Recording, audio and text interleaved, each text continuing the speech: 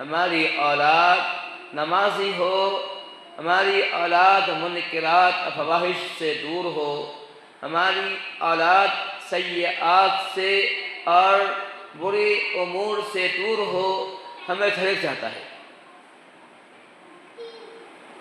हमें शरीर चाहता है हमारी औलाद ऐसी हो जो वालिदैन की अताअत शिआर हो, जो अल्लाह और रसूल की इताअत करने वाली हो, जो दुनियावी एतबार से भी उखरवी एतबार से भी कामयाब हो। हमें शरीर चाह रहा है, लेकिन जो चाहता है उसके हिसाब से कोशिश नहीं हो रही है, उसके हिसाब से मेहनत नहीं हो रही है। औलाद पर जो मेहनत होनी चाहिए वो मेहनत नहीं हो रही है। सिर्फ चाहने से औलाद नेक नहीं बना करती, सिर्फ चाहने से औलाद सालेह नहीं बना करती है, बल्कि उसको सालेह बनाने के लिए हमें और आपको मेहनत करनी पड़ेगी। जब मेहनत करेंगे, जब औलाद पर वक्त देंगे, उसके तनी हम मुखलिस होंगे तो इंशाअल्लाह इसका फ़ायदा ज़रूर मिलेगा। जिन लोगों ने अपने औलाद के ताल्लुक़ से फ़िक्रमंदी का एहसास किया, अपने माँ और वालिदैन ताल्लुक़ से जागे रहे, बेदार रहे, अपनी औलाद की नक़्ल व हरकत पर नज़र रखा, अपनी औलाद को नेक बनाने में पूरी की पूरी तगोतौ की, उनकी औलाद अच्छे बने हैं, उनकी औलाद नेक बनी है, उनकी औलाद सालेह बनी है और उन्होंने दुनिया इस्लाम में नुमाया काम अंजाम दिए हैं, कारहाय नुमाया अंजाम दिए हैं, बड़े बड़े काम किए हैं जो तारीख़ के औराक़ पर सबत है, तारीख़ के औराक़ में महफूज हैं, जिनकी कोशिश की वजह से आज हम तक इस्लाम पहुँचा है और हम भी इस्लाम के सांसे में किसी हद तक बाकी हैं। इससे पहले कि हम कुछ इस मौजूद में बात करें, हम चाहते हैं कि सूरत तहरीम की आयत नंबर 6 का तर्जुमा पेश किया जाए, कभी पेश किया गया है। अल्लाह फरमाता है, या अय्युहल्लज़ीना आमनू क़ू अनफुसकुम व अहलीकुम नारा, ए ईमान वालो अपने आप को, क़ू अनफुसकुम अपने आप को, व अहलीकुम अपने अहलो अयाल को, अपने बाल बच्चों को, अपने बेटे और बेटियों को, अपने लख्त जिगरों को, कहा नारा आग से बचा लो, क़ू अनफुसकुम अहलीकुम नारा आग से बचा लो, वक़ूदुहन नास वल हिजारा, ये आग ऐसी होगी जिसका ईंधन इंसान और पत्थर होंगे, जहाँ इंसान जला करेगा, जहाँ पत्थर जला करेगा, बहुत ही सख्त आग होगी। ला अलैहा मलाइकतुन शिदाद, इस आग के ऊपर बहुत ही सख्त गिर फरिश्ते मुतअय्यन होंगे।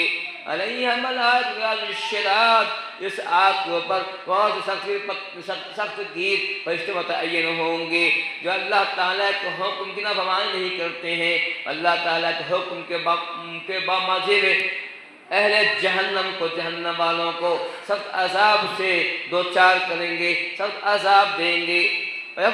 युमरून, अल्लाह के हुक्म की बजा आवरी करेंगे।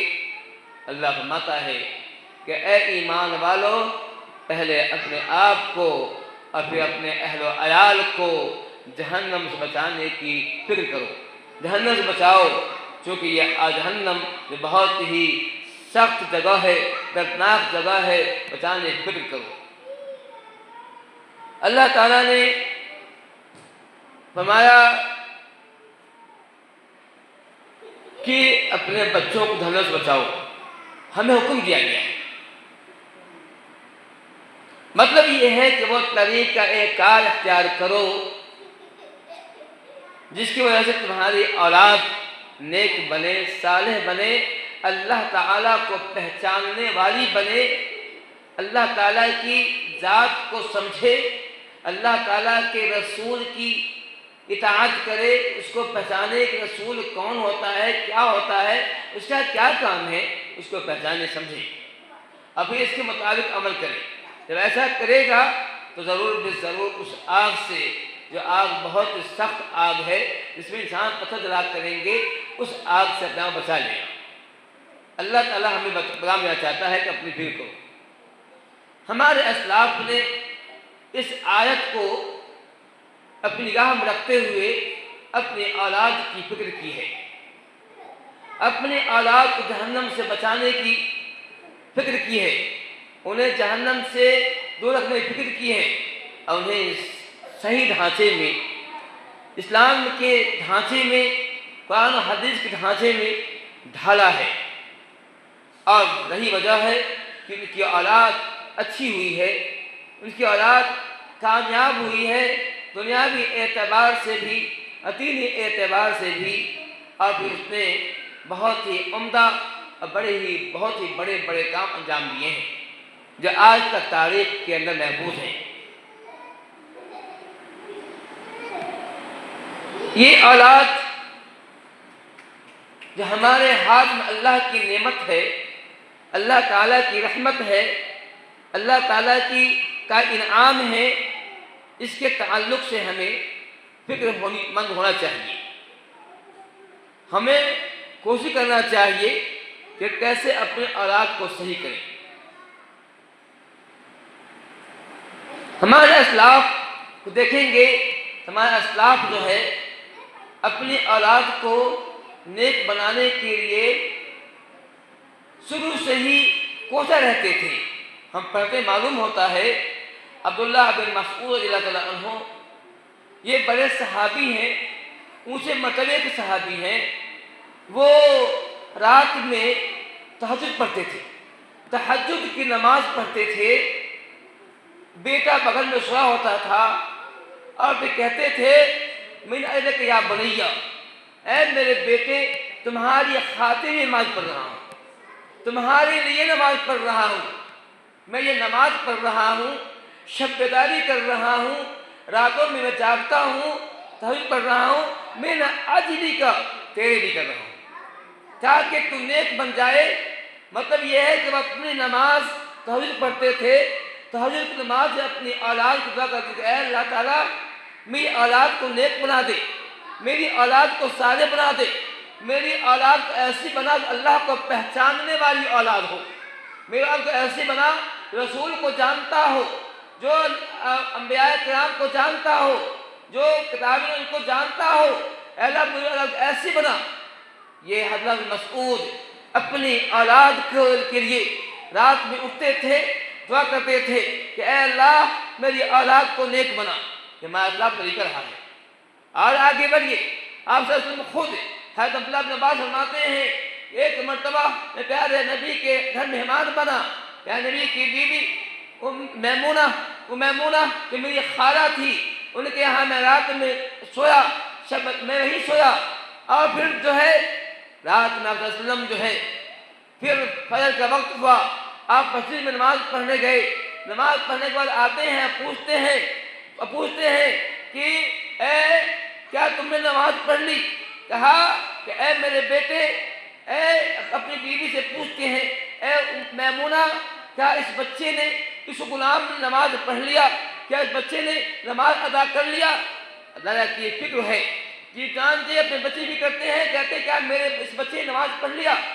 ये फिक्र है। ये अब्दुल्लाह बिन मसऊद रज़ियल्लाहु अन्हु है जो रात में बच्चे जागते थे अपने बच्चे की खातिर कि मेरा बच्चा नमाजी बने, और आशा जागते ही नहीं थे और कुरान की आयत पढ़ते थे, वकान अबूहुमा सालिहा, उनके वालिदैन नेक थे, पढ़ते थे और रोते थे, कहते थे अगर मेरा बच्चा नेक नहीं बन रहा है इसका मतलब यह है कि मैं नेक नहीं हूँ, क्योंकि अल्लाह कह रहा है कि इन दोनों के बाप जो थे नेक थे, इसकी वजह से उनका मामला ये हुआ है।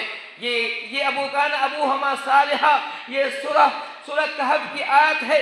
अल्लाह ताला ने इस आयत के अंदर जो है हज़रत खिज़र का वाक़या बयान किया है। हज़रत खिज़र जो एक आम इंसान है, वो नबी नहीं, रसूल नहीं है, लेकिन बहुत ही नेक थे और इबादतगार थे। और हज़रत खिज़र को एक मूसा के साथ जो है वो दोनों जो है सैर हो जाते हैं, घूमने जाते हैं। हज़रत खिज़र का गुजर एक ऐसे घर से होता है जो घर गिर रहा था, जो घर जो है उसकी इमारतें टूट रही थी, उसकी दीवारें गिर रही थी। हज़रत खिज़र ने कहा चलते हैं ऐ मूसा, चलते हैं इस इमारत को ठीक कर देते हैं, ये इमारत गिर रही है, ये घर गिर रहा है, ठीक कर देते हैं। चुनांचे दोनों हज़रत मूसा हज़रत खिज़र उस वो इमारत गिर रही थी जिसकी दीवारें टूट रही थी, तो उन्होंने ठीक किया। ठीक करने के बाद उसको सही करने के बाद हज़रत मूसा ने कहा क्या ये अच्छा होता तुम इस मजदूरी ले लेते। हज़रत मूसा ने हज़रत खिज़र ने कहा मैंने पहले आपसे कहा था कि आपको सवाल नहीं करना है, और आपने सवाल कर दिया, अच्छा नहीं किया आपने। खैर ये बाद में जब 3 वाक़या होते हैं उसके बाद जो है हज़रत खिज़र बताते हैं कि आखिर मैंने इसकी गाय क्यों ठीक किया है। कहा वकान अबूहुमा सालिहा, इन दोनों के माँ बाप जो नेक थे, इनके माँ बाप नेक थे। अंदाजा कीजिए जो ये कहा ये घर जो घर गिर रहा था, ये इमारत गिर रही थी, दीवार टूट रही थी, ये 2 यतीम बच्चे की थी। 2 यतीम बच्चे का ये घर था जो गिर रहा था। इनके बाप नेक थे, इसलिए मैंने चाहा इसके नीचे उनके माँ बाप ने एक खजाना छिपाया हुआ है। खजाना मैं चाहता था ऐसा नहीं है कि इम्कान गिर जाए और लोग देख लें खजाने को, इसको लोग चोरी करके ले जाएं, इसलिए मैंने चाहा इसकी इमारत को ठीक कर दी जाए, दीवार ठीक कर दी जाए ताकि इमारत गिरे नहीं। तो ये बच्चा जवान होगा, बड़ा होगा तो उस खजाने को इसमें दफन है निकाल लेगा। यहाँ पे मौरख़ीन कहते हैं ये दफन करने वाला कौन था। कुछ लोग कहते हैं कि इनके 10 पुश्त पहले की, इसके कई पुश्त के पहले के लोग थे जिन्होंने इसको खजाने को दफन किया था। बाद लोग कहते हैं कि उनके माँ बाप ने ही दफन किया था। तो मैं ये कहना चाहता हूँ कि बाप की नेकी बेटे को काम आ रही है। बाप नेक था, माँ नेक थी, बाप साले था, माँ सालेहा थी, जिसकी नेकी काम आ रही है और उसकी वजह से उसके यतीम बच्चे की जो है माल की बात हो रही है, यतीम बच्चे की माल की निगरानी हो रही है, इसका अल्लाह इंतजाम कर रहा है। हालांकि दोनों बच्चे यतीम बच्चे थे, छोटे बच्चे थे, इस लायक नहीं थे कि वो उस घर को ठीक कर लेते, उस लायक नहीं थे, लेकिन अल्लाह ताला कैसे इंतजाम करता है, हज़रत खिज़र को भेजता है, हज़रत मूसा को भेजता है और दोनों ठीक करते हैं। इससे मालूम होता है कि माँ बाप की नेकियां औलाद को काम आया करती हैं, माँ बाप की नेकियां औलाद को काम आती हैं। अगर माँ बाप अच्छे बनेंगे इसका असर उनके औलाद पर होगा, उनके औलाद को फायदा होगा।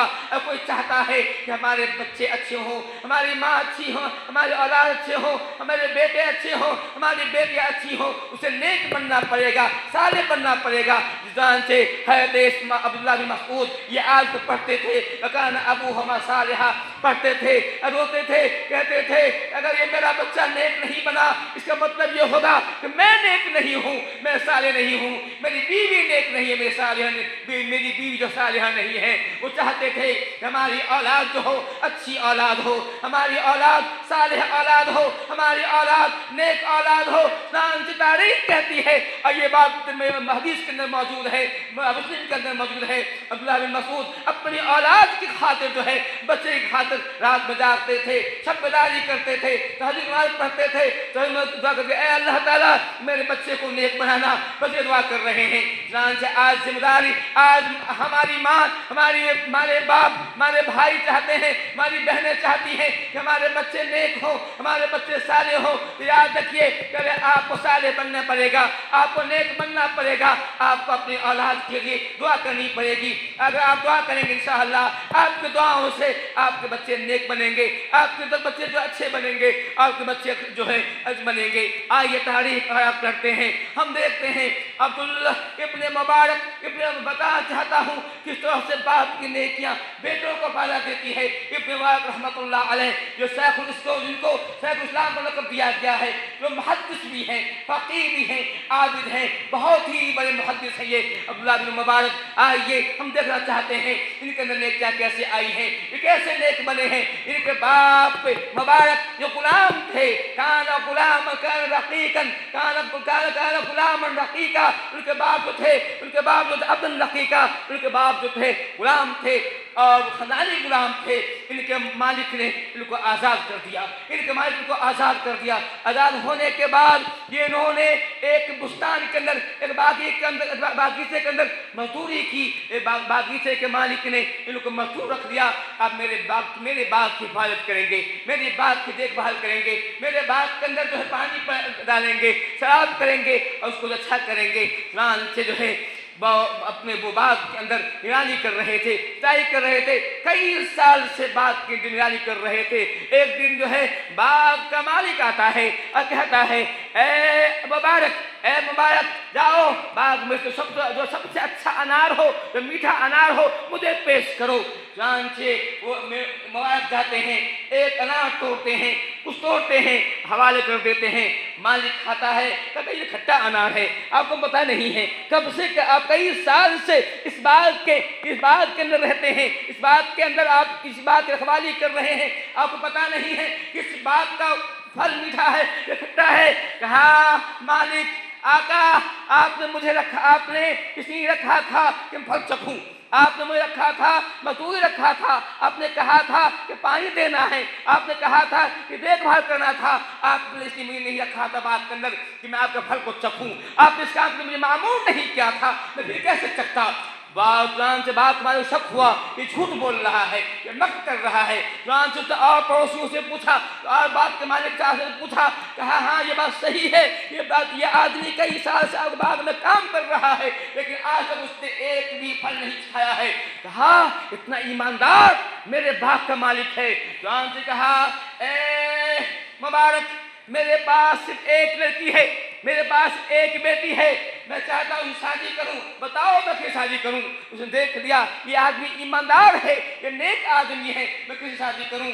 तो मुबारक कहते हैं, ए मालिक अगर आप चाहते हैं कि आप जो है अब चाहते हैं कि आप जो है यहूदी से शादी करेंगे, यहूदी जो है माल की से शादी करता है, यहूदी की सिफत ये है कि माल को देख शादी करता है, देखा कहाँ माल वाला है, कहाँ पूंजी वाला है, कहाँ पैसे वाला है, अगर में शादी करता है। नसारा दुआ करते हैं, वहाँ शादी करते हैं जहाँ लड़कियाँ हसीन हुआ करती हैं, खूबसूरत हुआ करती हैं, खूबसूरत शादी करते हैं। कहा अहले अरब दुआ करते हैं, वो खानदान को देखते हैं, खानदान के बाद शादी करते हैं, हसब देखते हैं। कहा लेकिन मुसलमान दुआ करता है, पक्का मुसलमान होता है, वो तकवा देखता है, तो तकवा के लिए शादी करता है। अब आप समझे कहाँ शादी करना है।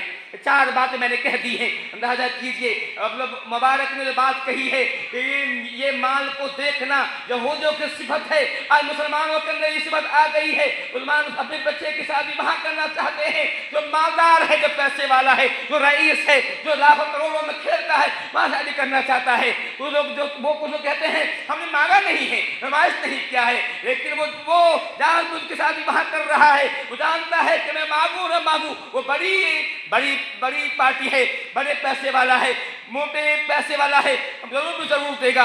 उसके दिमाग में वही बात चल रही होती है, वहाँ शादी करता है। उसके दिमाग में तकवा नहीं हुआ करता है, उसके दिमाग में ईमानदारी नहीं हुआ करती है, उसके दिमाग के अंदर नेक नियति नहीं होती है, उनके अंदर सालिहत नहीं होती है, उनके दिमाग में होता है पैसे वाला है। तो वह कहा ये मालूम हुआ कि पैसे को देखना ये यहूदी की अलामत है। ऐसे वो लोग जो पैसे देख शादी करते हैं वो यहूदी सिफत लोग हैं, यहूदी सिफत लोग हैं। अब मेरे मालिक के कौल के एतबार से जो है मैंने फिर जो है वो आदमी कहता है ये तकवा तुमसे अच्छा मुत्तकी कौन होगा, तुमसे अच्छा मुत्तकी कौन होगा।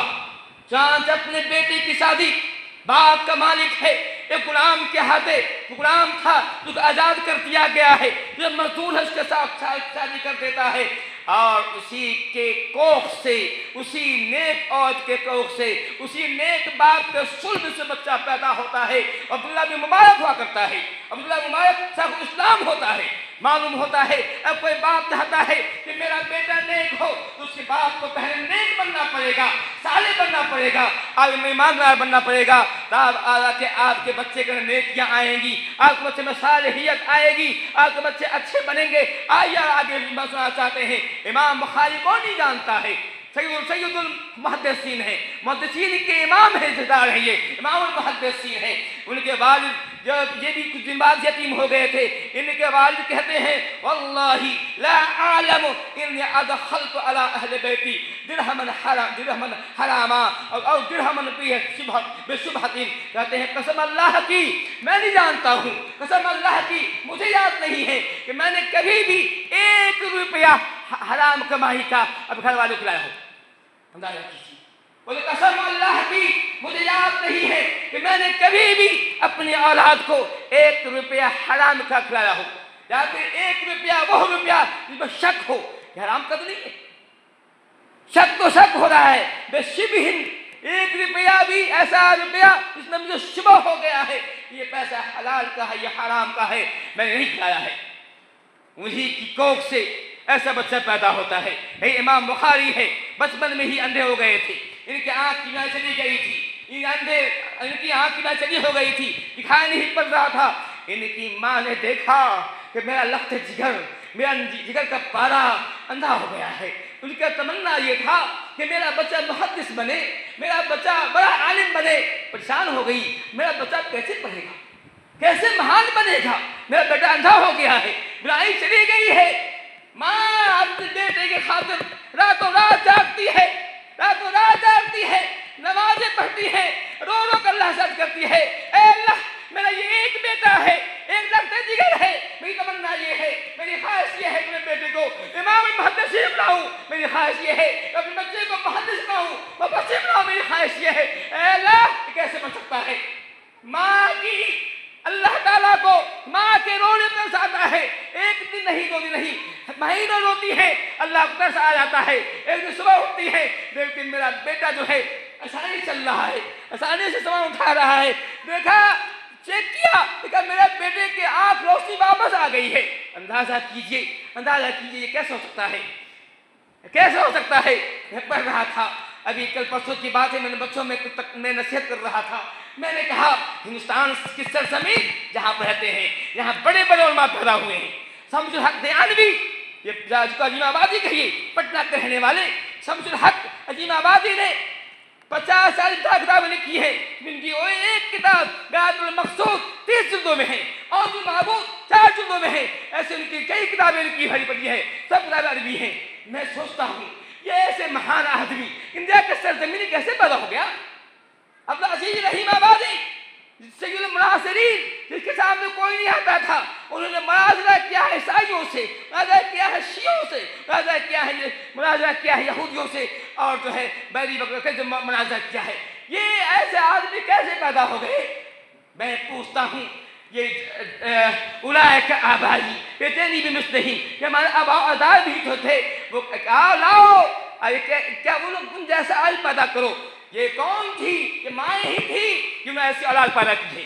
वो कहीं आसपास उतना नहीं था, वो उनकी माएँ नेक थी, उनकी माएँ अच्छी थी, उनकी माएँ सालिहा थी, उनकी माएँ नमाज पढ़ने वाली थी, उनकी माएँ इबादत गुज़ार थी, उनकी माँ रखने वाली थी, उनकी माएँ अच्छी थी, बहा करती थी, बया करती थी। आज भी कोई माँ, मैं अपनी माँ से सवाल करता हूँ, मैं सवाल करता हूँ, बताओ ये अब ये कब आप भी हौसला करो, आप भी पैदा करो शम्सुल हक दयानवी को, आप पैदा करो अब्दुल रहीमाबादी को, आप पैदा करो इमाम बुखारी जैसे लोगों को, आप पैदा कर सकती हैं। शर्त यह है कि आप वैसे बनना होगा, पहले आपको खुद नेक बनना होगा।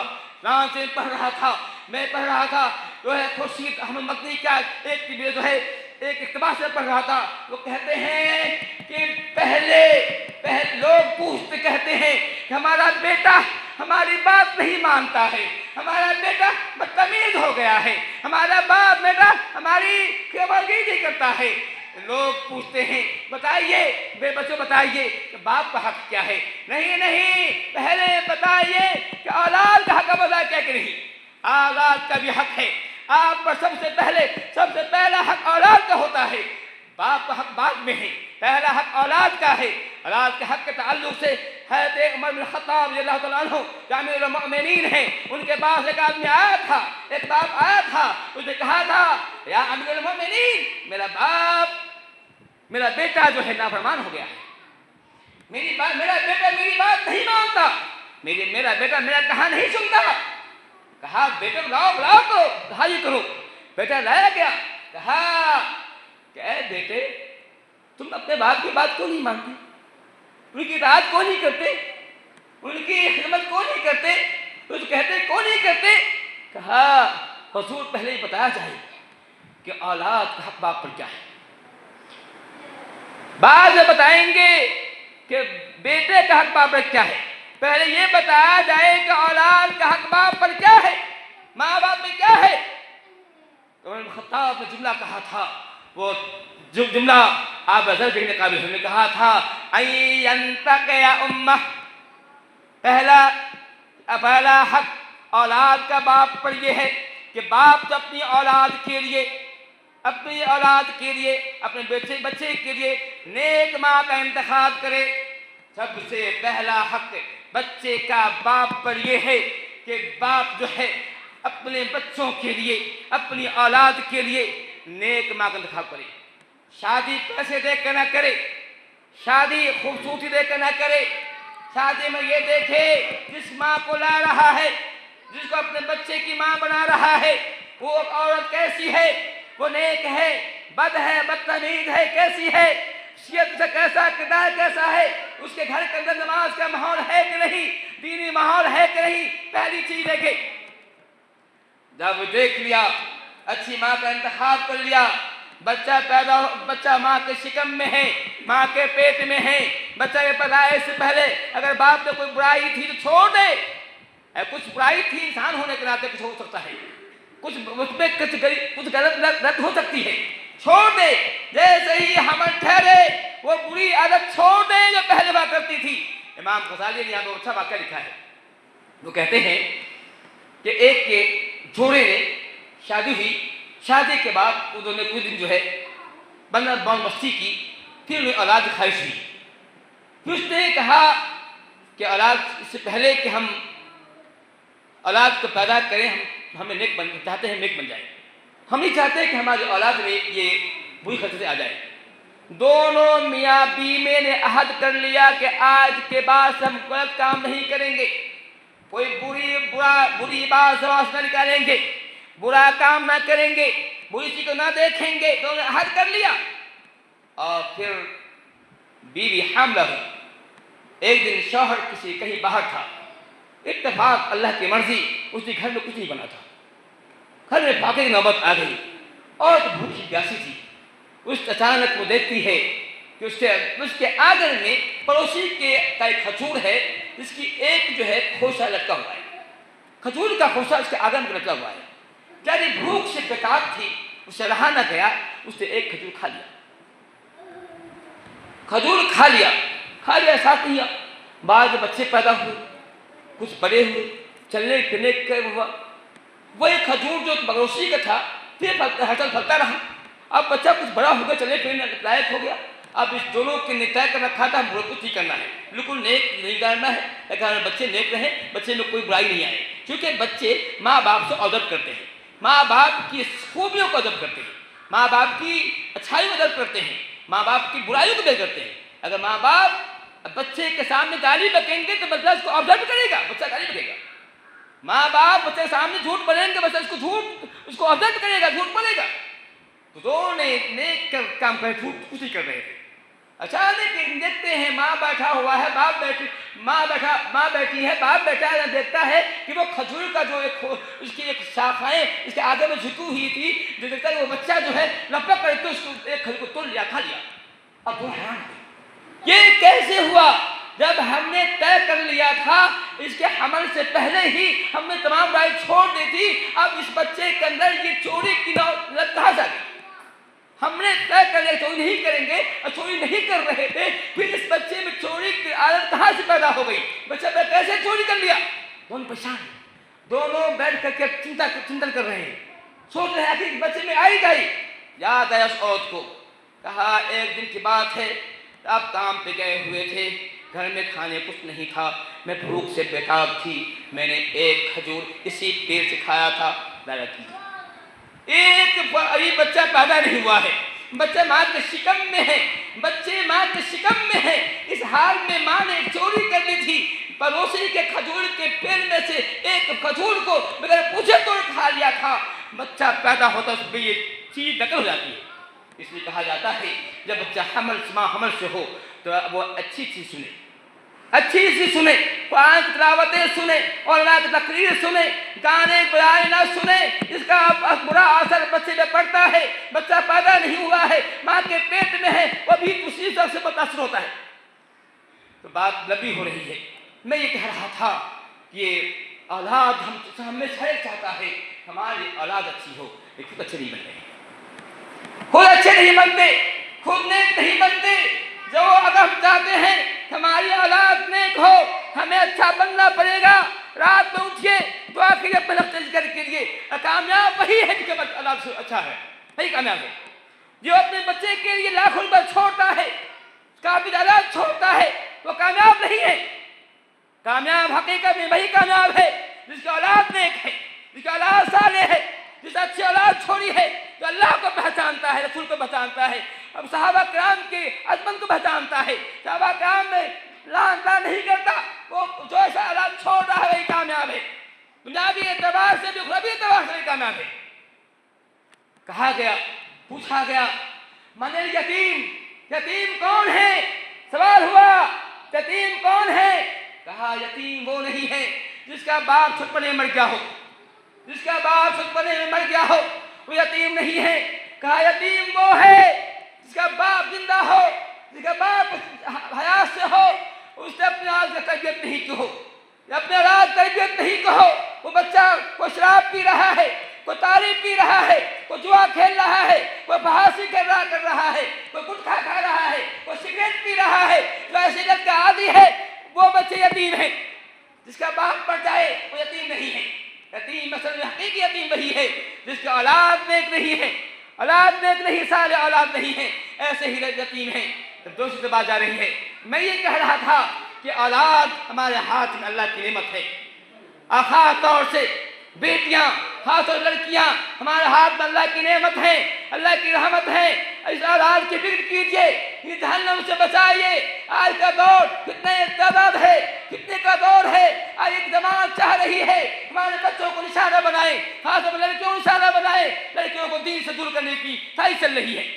ऐसे वक्त में हमारी जिम्मेदारी बढ़ जाती है, हमें हर एक का फर्ज बड़ा बन जाता है कि अपनी बच्ची की फिक्र करे, अपनी बहनों की फिक्र करे, अपनी बेटी की फिक्र करे। अगर ऐसा नहीं करेंगे क्या मत हम बच नहीं पाएंगे, हम नहीं बच पाएंगे।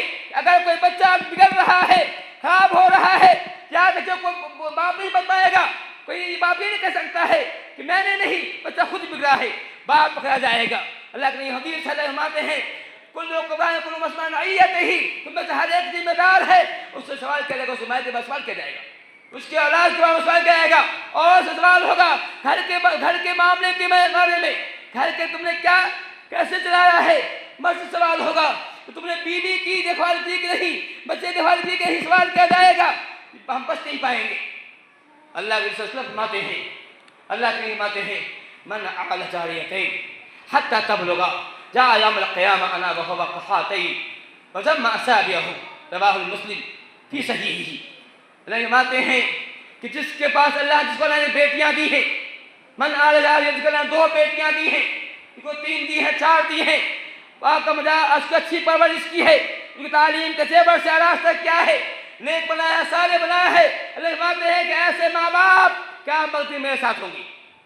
क्या जिस तरह 2 अंगुलियां साथ में है, वैसे मेरे साथ जन्नत में होंगी। जी बेटियों को फिक्र कीजिए। अल्लाह फरमाते हैं मन युब्तली मिन हाज़िल बनात बशैइन व अहसन इलैहिन्ना, जिसको अल्लाह ने बेटियां दी हैं, बेटा देकर आसमान आया है। मैंने पहले कहा आज जमाने में बेटी फितना है, बेटी आसमानी समाने लिए है। एक तरफ लड़का वाला के जहेज का मुतालबा, ये भी बहुत फितना है, बहुत बड़ी हमारी माँ बाप के लिए फितना बन जाता, मुसीबत बन जाती है, इम्तहान बन जाता है। कहा अल्लाह ने जिसको बेटियां दी हैं और उससे अच्छा सलूक करता है, वो तालीम का जेवर से आरास्ता करता है। अल्लाह ने फरमाते हैं कि ऐसी बेटियां क़यामत के दिन बाप के लिए जहन्नम से पर्दा बनेगी, जहन्नम से आड़ बनेगी, पर्दा बनेगी। और इतना ही नहीं, अल्लाह हदीस है इमाम बुखारी ने बात किया है, फरमाते हैं रजुलुन कान इंदहु अमतुन फअदबहा फतअदीबहा वअल्लमहा फतअलीमहा अल्लाह फरमाते हैं ज़िम्मा का कहा अजरान, फरमाते हैं एक ऐसा आदमी जिसके पास एक बांदी थी, एक गुलाम थी, एक नौकरानी थी, एक खादमा थी कि यहाँ रहा करती थी।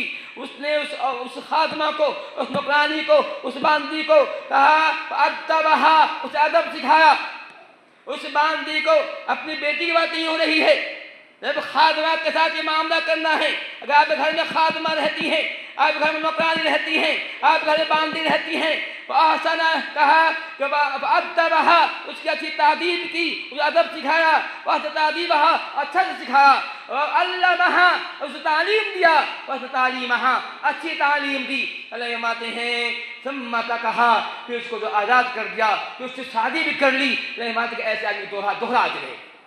मालूम होता है जब दूसरी की बच्ची को तालीम देने का ये मामला है, अपनी बच्ची की तालीम पर क्या मामला होगा। ये तो इस बात की है कि हम जो है अपने बच्चों के तल्लुक़ से फिक्रमंद हो।